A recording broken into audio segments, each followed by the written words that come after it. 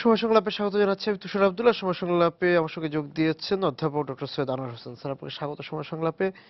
আমি আলোচনা যেতে চাই যে বাংলাদেশ কি এই যে ৭১ থেকে এই পর্যন্ত আসা তার যে পথ পরিক্রমা সেখানে কল্যাণমূলক রাষ্ট্র বা কল্যাণ রাষ্ট্র হওয়ার ক্ষেত্রে কতটা এগোতে পেরেছে? কঠিন প্রশ্ন। কল্যাণমূলক রাষ্ট্রের ধারণা ২০ শতকের প্রথম এক দশকের মধ্যেই প্রথমত ব্রিটেনে শুরু হয়েছিল, ইংরেজিতে যাকে বলা হয় ওয়েলফেয়ার স্টেট, এবং যার উপর ভিত্তি করে ব্রিটেনের উদারপন্থী দল তাদের রাষ্ট্রীয় নীতি তৈরি করেছিল। তো কল্যাণমূলক রাষ্ট্র এবং এমনকি সমাজতান্ত্রিক রাষ্ট্রেও কল্যাণমূলক রাষ্ট্র হয় এই জন্যে উভয় ক্ষেত্রেই জনগণ বা নাগরিকের নানাবিধ চাহিদা রাষ্ট্রই মিটিয়ে থাকে। শিক্ষা হোক, স্বাস্থ্য হোক, কর্মসংস্থান হোক, ইত্যাদি ইত্যাদি সবকিছুই।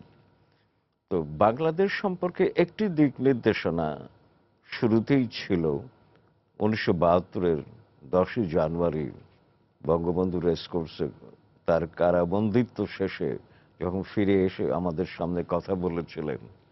সেখানে একটি বাক্য আমার কানে পড়ে, আজও মনে পড়ে, কানে বাজে।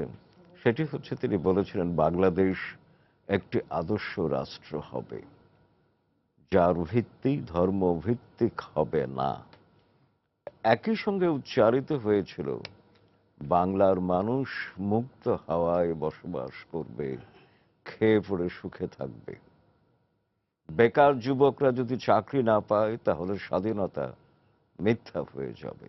আরো অনেক কথাই ছিল, কিন্তু আজকের আলোচনা প্রাসঙ্গিক এই কটি উদ্ধৃতি যথেষ্ট। এখন বঙ্গবন্ধুর সেই নির্দেশ অনুযায়ী আদর্শ রাষ্ট্র কেমনটা হওয়া উচিত ছিল তার কিন্তু তিনি বাস্তব প্রমাণ ৭২ সংবিধানের মধ্য দিয়ে দিয়েছিলেন। কারণ আমাদের জানা কথা, সংবিধান রাষ্ট্রের একটি জীবন প্রণালী বাতলে দেয়। ৭২ সংবিধান একেবারে ত্রুটিমুক্ত আমি তা বলবো না, কারণ আমার নিজের অনেক লেখায় বেশ কিছু ত্রুটি আমি উল্লেখ করেছি। কিন্তু তা সত্ত্বেও মুক্তিযুদ্ধের যে চেতনা, যে আকাঙ্ক্ষা, জনগণের যে অবিলক্ষ স্বপ্ন, তার সিংহভাগ প্রতিফলনই হয়েছিল ৭২ সংবিধানে। এবং সংসদীয় পদ্ধতির সরকার, ধর্মভিত্তিক, সম্প্রদায় ভিত্তিক রাজনীতি, রাজনৈতিক প্রতিষ্ঠান নিষিদ্ধ করে আদর্শ রাষ্ট্রের প্রকল্প চালু করা হয়েছিল, আমরা জানি। এবং তারপরে বাকশাল নিয়ে একটি কথা আছে। বাকশাল সমালোচনা আমিও করেছি লেখার মধ্য দিয়ে। কারণ যে বঙ্গবন্ধু আজীবন গণতন্ত্রের সেনাপতি ছিলেন, সৈনিক নয়, গণতান্ত্রিক সংগ্রামের সেনাপতি, তিনি অগণতান্ত্রিক পথে গেলেন কেন? কিন্তু ব্যাপারটা, বাকশাল কিন্তু একটা দল ছিল না, একটি জাতীয় ঐক্য মঞ্চ তৈরি করা হয়েছিল, তাও সাময়িক। তার তথ্য আমার কাছে আছে, যার ভিত্তিতে বলতে পারি বঙ্গবন্ধু নিজেই গণতন্ত্রে ফিরে যেতে চেয়েছিলেন, সেই সময়টা তাকে দেওয়া হয়নি। তো যাকে আমি বলবো যে ১৯৭২ থেকে ৭৫ পর্যন্ত অনেকটাই আদর্শ রাষ্ট্রের পথে এগোচ্ছিলাম। কিন্তু আজকে ৪৪ বছর পেরিয়ে ৪৫ বছরে পা দিয়ে আমার কাছে একটু প্রশ্ন ওঠে, সংশয় জাগে যে আমরা কি সঠিক পথে এগোচ্ছি নাকি গন্তব্যহীন যাত্রা আমাদের। এটা নিয়ে অনেক ভাবি, নিজে লিখেছি কিছু। আমি যেন মনে করি বাংলাদেশ অনেকটা এগিয়েছে, অনেক দিক দিয়ে এগিয়েছে, ঈর্ষণীয় সাফল্য অর্জন করেছে বাংলাদেশ, অনেক ক্ষেত্রে আন্তর্জাতিকভাবে স্বীকৃত হয়েছে, তার জন্য আমি গর্ব অনুভব করি। কিন্তু আমি কি মুক্তিযুদ্ধের বাংলাদেশ গড়তে পেরেছি কিনা, সেই প্রশ্নের উত্তর কিন্তু মিশ্র। আমার স্মৃতিপত্রে যোগের চেয়ে বিয়োগের সংখ্যাই বেশি। কারণ আমি বঙ্গবন্ধুর বাক্যটি উদ্ধৃত করলাম যে আদর্শ রাষ্ট্র যার ভিত্তি ধর্মভিত্তিক হবে না। এখন আপনি আমাকে বলে দিন, যদি রাষ্ট্রের সংবিধানে রাষ্ট্রধর্মের বিধান থাকে তাহলে সে রাষ্ট্র নিঃসন্দেহে ধর্মভিত্তিক। এটা কি বঙ্গবন্ধুর আদর্শের অনুযায়ী হলো? গণতন্ত্র অনুযায়ী রাষ্ট্রের কোনো ধর্ম থাকতে পারে না, ধর্মের বহুত্বকে স্বীকৃতি দিতে হয়। এমনকি কোরআন হাদিস জুড়েও আমি দেখেছি রাষ্ট্রধর্মের বিধান কোথাও নাই। কারণ ইসলাম সম্পর্কে কোরআনে যা বলা আছে, মানব জাতিকে উদ্দেশ্য করে বলা হয়েছে ইয়া আইয়ুহান নাসু। তো সেক্ষেত্রে আমি রাষ্ট্রের মধ্যে ইসলামকে সীমিত করতে পারি না, এটা রাজনৈতিক কূটচাল প্রসূত ব্যাপার। তো এখানে আমি মনে করি যে মুক্তিযুদ্ধের ওটা যে চেতনা, ভোটের হিসেবের ব্যাপার, হ্যাঁ এটা ভোটের জি, রাজনীতি, ভোটের কিন্তু রাজনীতি। এখানেও কথা আছে। যখন অষ্টম সংশোধনীর মধ্য দিয়ে এরশাদ রাষ্ট্রধর্ম ইসলাম করেছিল, সেটা কিন্তু আমার অনেক লেখা আমি প্রমাণ করেছি যে সরকার বা নেতৃত্বের বৈধতা যত কম থাকবে, সেই সরকার বা সেই নেতৃত্ব ধর্মের উপরে বেশি নির্ভর করবে। এরশাদ অবৈধ ক্ষমতা দখলকারী সামরিক ব্যক্তিত্ব, সামরিক স্বৈরাচারের স্রষ্টা, সেই জন্য ধর্মের উপরে বেশি নির্ভর করেছিল। এর আগে জিয়াউর রহমান করেছিল, বিসমিল্লাহির রহমান আমি সংযোগ করলো, রাজাকারদের আবার পুনর্বাসিত করলো। জিয়াউর রহমান তো মুক্তিযুদ্ধ অংশ ছিল, এরশাদের ছিল না। এরশাদ মুক্তিযুদ্ধের সময় বাংলাদেশে এপ্রিল মাসে এসে ছুটি কাটিয়ে আবার পাকিস্তানে চলে গিয়েছিল। তো কাজেই জিয়াউর রহমান যতটা ধর্মের উপর নির্ভর করেছেন, তার চেয়ে বেশি করেছে এরশাদ। কিন্তু আমার প্রশ্ন হলো যে 15তম সংশোধনীতে সেই রাষ্ট্রধর্মের বিধান কেন রাখা হলো? কারণ আওয়ামী লীগ সরকার ওই সময় তো বৈধভাবে নির্বাচিত জননন্দিত একটা সরকার ছিল, তাদের তো প্রয়োজন ছিল না ধর্ম নিয়ে রাজনীতি করার। তাহলে ধর্ম নিয়ে রাজনীতিটা বাংলাদেশের রাজনীতির ক্ষেত্রে কেন অনিবার্য হয়ে পড়লো স্যার? এই বিষয়টা একটু আপনার কাছে শুনতে চাও যে কেন অনিবার্য হয়ে পড়লো ধর্মকে ব্যবহার করা। এটা একটু বিপন্ন বিষয়, কারণ বিকৃত ধর্ম চর্চার বিরুদ্ধে দ্রোহের মধ্য দিয়েই মুক্তিযুদ্ধের বাংলাদেশের জন্ম হয়েছিল। সূচনা তো ঠিকই হয়েছিল। আপনাদের নিশ্চয়ই মনে আছে যে সংবিধানের 12 এবং 38 নম্বর ধারা অনুযায়ী ধর্মভিত্তিক রাজনীতি এবং ধর্মভিত্তিক প্রতিষ্ঠানও নিষিদ্ধ করা হয়েছিল। রাজাকারদের তালিকাভুক্ত করে বিচার শুরু হয়েছিল। এক রাজাকারের বিচার হয়েছিল চিকন আলী। তারপরে অনুপুঙ্খ বিচার বিশ্লেষণ করে যাদের বিরুদ্ধে সুনির্দিষ্ট অভিযোগ নেই তাদেরকে ক্ষমা করা হয়েছিল, কিন্তু 11,000-এর বিরুদ্ধে সুনির্দিষ্ট অভিযোগ ছিল। 75 পরবর্তী সময় আমরা দেখছি যে বাংলাদেশ রাষ্ট্রের পাকিস্তানিকরণ এবং রাজাকারায়ন শুরু হলো। সেই সময় থেকে ক্রমাগতভাবে ধর্ম চলে এসেছে রাজনীতির কেন্দ্রীয় অবস্থানে। এবং ওই যে ধর্মভিত্তিক দল নিষিদ্ধ ছিল 77-এর মধ্যে, এগুলো সব আবার সিদ্ধ হয়ে গেল। এবং সিদ্ধ হতে হতে একটু পর্যায়ে এসে, যেমন 2001 থেকে 2007 পর্যন্ত যে সরকার ছিল, সেখানে মুক্তিযুদ্ধ বিরোধী ধর্মভিত্তিক বা ধর্মান্ধতা ভিত্তিক রাজনৈতিক মহল ক্ষমতার অংশীদার হয়ে গেল। তারপরে তার মুক্তিযুদ্ধ থাকে না, মুক্তিযুদ্ধের বাংলাদেশ হারিয়ে যায়। তো কেন অনিবার্য হলো এই পটভূমিতে? একটি কথা হচ্ছে যে তাত্ত্বিকভাবে আমি যেটা লিখেছি, যে নেতৃত্ব যখন সংশয়ের মধ্যে থাকে গ্রহণযোগ্যতা নিয়ে, তখন তারা ধর্মের উপরে নির্ভরশীল হয়, ধর্মীয় প্রতীক নিয়ে কথা বলে, ধর্মীয় আবেদন দিয়ে কথা বলে। ওখানে ভরসা রাখতে চান। হ্যাঁ, সেই যেমন আমি এরশাদের কথা বলেছি, এবং তুলনামূলকভাবে জিয়া এবং এরশাদের মধ্যে ধর্ম নির্ভরতার পরিমাণে পার্থক্য আছে, এবং কেন আছে একটু আগে নির্দেশ জি। করেছে আর কি। কিন্তু বিস্ময়কর ব্যাপার হচ্ছে যে নির্বাচিত বৈধ জনগণের কাছে গ্রহণযোগ্য আওয়ামী লীগ সরকার কেন 15তম সংশোধনীর মধ্য দিয়ে এটা করলো, এবং একই সঙ্গে 72-এর সংবিধানে যে যার রাষ্ট্রীয় মূলনীতি ছিল, তার একটি হলো ধর্মনিরপেক্ষতা, সেটিও পুনঃপ্রবর্তন করেছে। তো একদিকে আছে ধর্মনিরপেক্ষতা, আর একদিকে হলো রাষ্ট্রধর্ম। এটা মিলল কি করে আমি বুঝি না আর কি। তবে আপনি যেটা ইঙ্গিত করতে চাচ্ছিলেন তার সঙ্গে আমি একমত। এটা ভোটের রাজনীতি, যে বাংলাদেশের মানুষ কিন্তু ধর্মপ্রাণ, হিন্দু হোক, বৌদ্ধ হোক, খ্রিস্টান হোক, মুসলমান হোক, ধর্মের সবাই প্রতি তাদের বিশ্বাস। হ্যাঁ, ধর্মে বিশ্বাস আছে।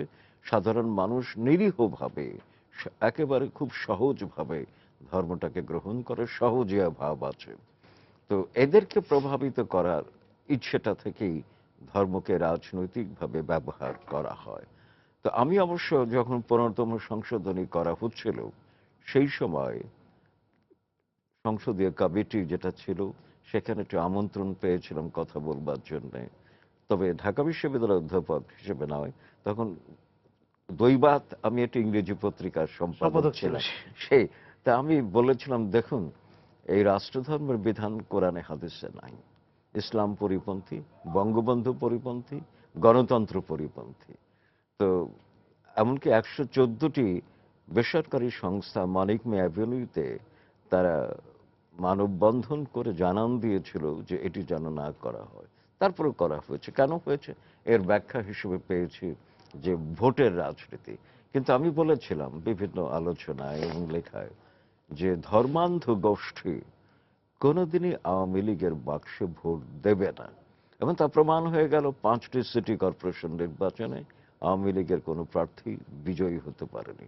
সুতরাং এটি একটি অদূরদর্শী, অপরিণামদর্শী পদক্ষেপ হয়েছিল, এবং এর থেকে কিন্তু ফ্র্যাঙ্কেনস্টাইনের দানবী তৈরি হয়। আর এখন যে বাংলাদেশে রাজনৈতিক শূন্যতার আড়াল দিয়ে বা শূন্যতার সুযোগ নিয়ে জঙ্গিবাদ মাথা চাড়া দিয়ে উঠছে, তার পেছনে কিন্তু রাষ্ট্রপোষিত ধর্মীয় অনুরাগ বা আবেগও কম দায়ী নয়, কিন্তু এটা মনে রাখতে হবে। উপরন্তু আমরা তো সংবাদ মাধ্যমে বিভিন্ন খবর পাই যে মুক্তিযুদ্ধ বৈরী জামাতের সঙ্গে ক্ষমতাসীন আওয়ামী লীগ দলের কোথাও কোথাও কোনো কোনো ক্ষেত্রে কি পরিমাণ কত গভীর ব্যাপক সখ্য। তো এইগুলো সব মিলিয়েই কিন্তু বাংলাদেশের রাজনীতিতে ধর্ম ফিরে এসেছে, যা মুক্তিযুদ্ধের অভিলক্ষের সঙ্গে কখনোই সঙ্গতিপূর্ণ নয়, এবং ধার্মিকতার সঙ্গেও সঙ্গতিপূর্ণ নয়। কারণ ধার্মিকতা মানে অন্তরের বিশ্বাস এবং বিশ্বাস উৎসারিত জীবনাচার আর কি। আমরা তো সুফিবাদী ইসলামে বিশ্বাসী। সুফিবাদী ইসলাম হচ্ছে মান আরাফা নফসাহু, মান আরাফা নফসাহু, তার মানে হচ্ছে অন্তরের বিশ্বাস। আবার একই সঙ্গে বলা হচ্ছে, মানে নিজেকে চেনার কথা বলা জি। হচ্ছে, ফাকাদ আরাফা রাব্বাহু, যদি নিজেকে চেনা যায় তাহলেই স্রষ্টাকে চেনা যায়। এই কথাটা শুধু ইসলামের নয়, বিভিন্ন ধর্মের মধ্যে আছে। উপরন্তু সুফিবাদী ইসলাম হচ্ছে ইন্নামাল আমানু বিন্নিয়াত, তোমার নিয়ত, তোমার মনোবাঞ্ছার উপরে তোমার ধর্ম, ধার্মিকতা নির্ভর করবে। তো সেই জন্যে ধর্মের রাজনীতি কিন্তু পরিপূর্ণভাবে ইসলাম বৈরী আমি মনে না, করি। ভোট নির্ভর যে নীতি তা তো রাজনীতি নয়, ক্ষমতা নীতি। সুন্দর বলেছেন, হ্যাঁ, তো খুব সেই সুন্দর বলেছেন, এটা ক্ষমতা নীতি। হ্যাঁ, তো সেই জায়গা থেকে বাংলাদেশ এই কি সামনের দিনগুলোতে কি রাজনীতির পথে হাঁটবে না ক্ষমতা নীতির পথেই হেঁটে ভোট নির্ভর যে নীতি সেই নীতি তো ক্ষমতা নীতি, এবং সেই পথে না রাজনীতির পথে, কোন পথে হাঁটবে বাংলাদেশ? দেখুন, আপনি খুব সুন্দর একটি চুম্বক প্রশ্ন আমার প্রতি ছুড়েছেন আর কি। বাংলাদেশে এই মুহূর্তে কিন্তু আমি রাজনীতি খুঁজে পাই না। রাজনীতি, পলিটিক্সের বাংলার রাজনীতি কেন করা হলো সেটা নিয়ে আমার মনে অনেক সংশয় আছে। অনেক ইংরেজি শব্দের যা রাজনীতি। বাংলা করা হয়েছে আমি সন্তুষ্ট নই। কারণ শুধু আক্ষরিক অনুবাদ হলে, মানে যেমন সেকুলারিজমের বাংলা ধর্মনিরপেক্ষতা হতে পারে না আর কি। এটা বাংলাদেশের ইতিহাস ঐতিহ্য অনুযায়ী হওয়া উচিত ছিল ধর্মীয় সহিষ্ণুতা আর হ্যাঁ, কি। সহিষ্ণুতা। মানে যার সঙ্গে রাষ্ট্র কোনদিন যুক্ত থাকবে না আর কি। এখন তো রাষ্ট্রই ধর্ম নিয়ে বেশি জি। কর্মকাণ্ডে লিপ্ত আর কি, যাকে। তো এখন রাজনীতির, পলিটিক্সের বাংলা আমি মনে করি যে হওয়া উচিত ছিল জননীতি। জননীতি। জনগণের লক্ষ্যে একটি বিশেষ দল বা একাধিক দলের বিশেষ বিশেষ কর্মকাণ্ড, ক্ষমতায় থেকে বা ক্ষমতার বাইরে থেকে। ক্ষমতার বাইরে থেকে কিন্তু জনগণের কাজ করা যায়। জি। কিন্তু আমার দেশের সমস্যাটা হচ্ছে, আমি আমার নিজের কথাটি যদি খুব মেঠো বাংলায় বলি, যে রাজনীতির মধ্য দিয়ে ক্ষমতাসীন হওয়া বা রাজনীতির বাইরে থেকে সরকার বিরোধিতা করা, উভয় ক্ষেত্রেই আমি বাংলাদেশ সরকার, আবার সরকার কিন্তু গণতান্ত্রিক অর্থে ক্ষমতাসীন দল এবং বিরোধী দল নিয়ে সরকার। জি। 1937-এর পর থেকে ইংল্যান্ডে যা হয়েছে, সেজন্য ইংল্যান্ডের বিরোধী দলকে বলা হয় শাসক। হার মেজেস্টিস অপোজিশন। আচ্ছা, তো আমি, কারণ আমরা তো বলি ওয়েস্টমিনস্টার মডেলের জি। গণতন্ত্র চালাচ্ছি আর কি। তো সেই দিক থেকে আমি মনে করি সরকার মানেই হয়ে যাচ্ছে ছারখার, সবকিছু ছারখার করে দিচ্ছে। এটা কারণটা হচ্ছে ক্ষমতা। যারা ক্ষমতায় আছেন তারা যে কোনো মূল্যে, যে কোনো কৌশলে ক্ষমতায় থাকাটাকে প্রলম্বিত করতে চাচ্ছেন। জনগণ চাচ্ছে কি না চাচ্ছে সে সম্পর্কে নিজস্ব মন গড়া ব্যাখ্যা তারা দিচ্ছেন। আবার যারা ক্ষমতার বাইরে আছেন তারা দ্রুত ক্ষমতায় যাওয়ার জন্য হন্যে হয়ে উঠছেন। যেমন এখন পেট্রোল বোমা বা ককটেল ফাটিয়ে সাধারণ মানুষের জীবন বিপন্ন করে বিপর্যস্ত করে ক্ষমতায় যেতে হবে। তো সেই জন্য আমি রাজনীতি নামের এই তথাকথিত রাজনীতি আমি খুঁজে পাচ্ছি না। যেটা পাচ্ছি আপনি যেমনটা আমাকে নির্দেশ করলেন যে ক্ষমতা নীতি। তো ক্ষমতা নীতি হলে সেখানে কিন্তু জনগণ হারিয়ে যায়, সেখানে দল এবং গোষ্ঠী বড় হয়ে যায় আর কি। আমরা সেই বিপন্ন দশায় এখন আছি আমি মনে করি আর কি। আরেকটা বিষয় একটু জানতে চাই, বিপন্নতার থেকে বেরিয়ে আসার ব্যবস্থাপত্র জানার আগে, যে নাগরিক তো একটা খুব গুরুত্বপূর্ণ বিষয়। নাগরিকরা আসলে তাদের দায়িত্ব দায়িত্বের ব্যাপারে কতটা দায়িত্বশীল হতে পেরেছে, বা আপনাকে নাগরিক তৈরি করেছে কি রাষ্ট্র? দেখুন 1834 সালে ফরাসি লেখক চিন্তাবিদ অ্যালেক্সিস দি বা তকেভিল একটা বই লিখেছিলেন, ডেমোক্রেসি ইন আমেরিকা। তিনি আমেরিকা যুক্তরাষ্ট্র ঘুরে ফিরে দেখে শুনে বুঝে এই বইটি লিখেছিলেন। বইটির মূল বক্তব্য ছিল যে আমেরিকায় এই নাগরিক সমাজ খুব শক্তপোক্ত অবস্থানে, তার জন্য আমেরিকায় গণতন্ত্র বিকশিত হচ্ছে। এটা তকভিলের কথা শুধু নয়, পরবর্তীকালে বা আজও যারা গণতান্ত্রিক রাষ্ট্র নিয়ে গবেষণা করেন, লেখেন বা ভাবেন তারাও কিন্তু একই কথা বলেন যে একটি দেশে গণতন্ত্র বিকশিত হওয়া এবং থিতু হওয়ার পেছনে শুধু নেতৃত্বের ভূমিকা নয়, নাগরিক সমাজের ভূমিকা অনিবার্য, অপরিহার্য। দুটো শব্দই ব্যবহার করলাম, অনিবার্য হতে হবে, অপরিহার্য হতে হবে। কিন্তু বাংলাদেশের ক্ষেত্রে সমস্যা হয়েছে যে এখানে কি আদৌ নাগরিক সমাজ আছে? ইংরেজিতে যাকে বলা হয় সিভিল সোসাইটি। সিভিল সোসাইটি, হ্যাঁ। সিভিল সোসাইটি হতে হবে সরকার এবং জনগণের মাঝখানে। তারা সরকারের সঙ্গে বিরোধী দলের সঙ্গে কোনো রাজনৈতিক আনুগত্যে পরিচিত হবেন না, আবার জনগণের সঙ্গে কোনো গোষ্ঠী স্বার্থে সম্পৃক্ত হবেন না। কিন্তু তারা এই মধ্যবর্তী নিরপেক্ষ অবস্থানে থেকে দেশ এবং জনগণের জন্য কথা বলবেন, কাজ করবেন, দিক নির্দেশনা দেবেন। এটাই হচ্ছে সিভিল সোসাইটির ধারণা। তো সেই ধারণা অনুযায়ী বাংলাদেশে আমি সিভিল সোসাইটি খুঁজে পাই না, ইভিল সোসাইটি পাই। কারণ এখানে রাজনৈতিক ঘরানা ভিত্তিক নাগরিক সমাজ বিভক্ত। আবার যারা অনেকটা বলেন যে তারা আওয়ামী লীগ নন, বিএনপি নন, কিন্তু আপনি সূক্ষ্মভাবে খেয়াল করে দেখবেন যে তারা সূক্ষ্মভাবে কোনো না কোনো দিকে সমর্থন হেলে করে আছে। খেলে যাচ্ছে। এবং সেই জন্য আমাদের বাংলায় কিন্তু দুটো মেঠো অভিধা তৈরি করা হয়েছে। একটা হচ্ছে দলকানা, জি। তার উপরে যে আবার দলদাস। দলদাস। তো এখন দলকানা হয়ে দলদাস হয়ে কোনো দলেরই উপকার করা যাবে না, দেশের উপকার করা যাবে না, জনগণের উপকার করা যাবে না। ধরুন আমি এক্স দল করি, কিন্তু আমি বিবেককে জলাঞ্জলি দিয়ে এক্স দলটির অপকর্ম যদি সমর্থন করি, জোর গলায় চিৎকার করি বা কাজ করি, তাহলে কি দলটির লাভ হলো না দেশের লাভ হলো? বরং দলের ভিতরে থেকেই যদি সেই গণতন্ত্র থাকে, সমস্যাটা হচ্ছে আমাদের দেশে কোনো দলের ভিতরে গণতন্ত্র নাই। যে আপনি আমার নেতা, আপনার সামনে আমি যুক্তি দিয়ে তথ্য দিয়ে বলবো যে আমাদের সরকারের এই কাজটি সঠিক নয়, তাহলে কি আপনি চাকরি রাখতে পারবেন, মন্ত্রিত্ব রাখতে পারবেন, বা সচিব হতে পারবেন? পারবেন না। বা দলের একেবারে প্রাথমিক সদস্য পদও আপনি হারাবেন। এই দৃষ্টান্ত তো আমাদের আছে। হুম। তো সেই জন্যে রাজনীতি কোথাও নেই, দলের ভিতরে নেই, দেশে নেই, কোথাও নেই। ক্ষমতা নীতি কাজ করছে ব্যক্তি নির্ভর একটা অবস্থা আমরা গড়ে তুলেছি, ব্যবস্থা গড়ে তুলেছি। আমি বিরতিতে যাব, ফিরে এসে আপনার কাছে জানতে চাবো, একটা তো ব্যবস্থাপত্রের বিষয় বলবেন, যে এই যে বিপন্ন রাজনীতি, বিপন্ন এই যে নাগরিক, সাধারণ নাগরিকরা নাগরিক হতে পারছে না, জনমানুষ, যা আপনি রাজনীতির সংজ্ঞা দিতে গিয়েও বলছিলেন যে জননীতি, জননীতি। তারাও নাগরিক হয়ে উঠতে পারে, হুম। হিসেবে স্বীকৃতি দেওয়া হয়নি। সবকিছু মিলিয়ে বাংলাদেশ এই এতদিন পথ পরিক্রমায় এসে চলতে চলতে সহিষ্ণুতা শব্দটা থেকে, মানে ওই শব্দটাকে হারিয়ে ফেলেছে কিনা, এবং তার জন্য এই বিপন্নতা কিনা। আপনার এই প্রশ্নটি সঠিক প্রেক্ষাপটে এবং সঠিক দোতনা নিয়ে আমার সামনে হাজির হয়েছে। গণতান্ত্রিক রাজনীতি মানেই গণতান্ত্রিক মানসিকতা। আপনার মনের ভিতরে যা কাজ করে তার বহিঃপ্রকাশ হবে আপনার আচরণে। তো গণতান্ত্রিক মানসিকতা যদি না থাকে তাহলে গণতন্ত্র হয় না কোথাও। তো আমাদের সংকটটা সেখানে। তো এই গণতান্ত্রিক মানসিকতার প্রথম প্রধান শর্তই হলো পারস্পরিক আস্থা এবং সহিষ্ণুতা। তবে এটাও মনে রাখতে হবে, মতপার্থক্য ব্যক্ত করবার ক্ষেত্রে আপনাকে শালীন শোভন ভাষায় পার্থক্যটা নির্দেশ করতে হবে।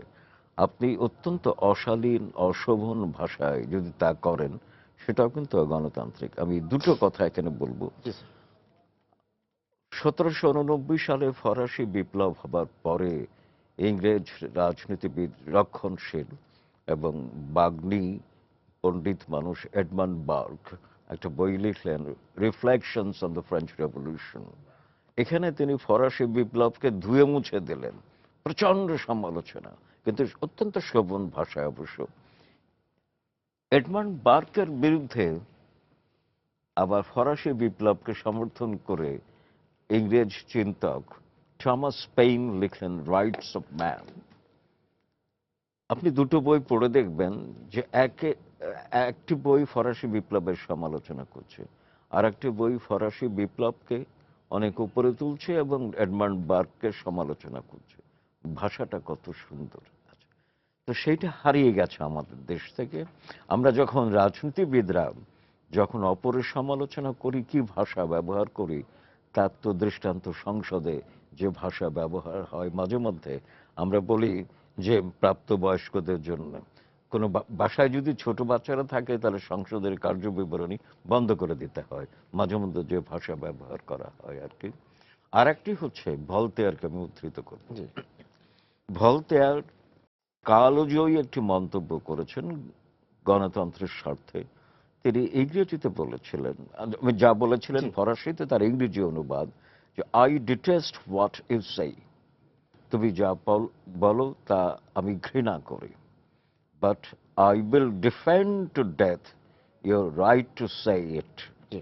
কিন্তু প্রাণ দিয়ে হলো তোমার তা বলার অধিকারকে আমি সংরক্ষণ সংরক্ষণ করব। করবো। কিন্তু মনে রাখতে হবে, অধিকার মানে যথেচ্ছাচার নয়।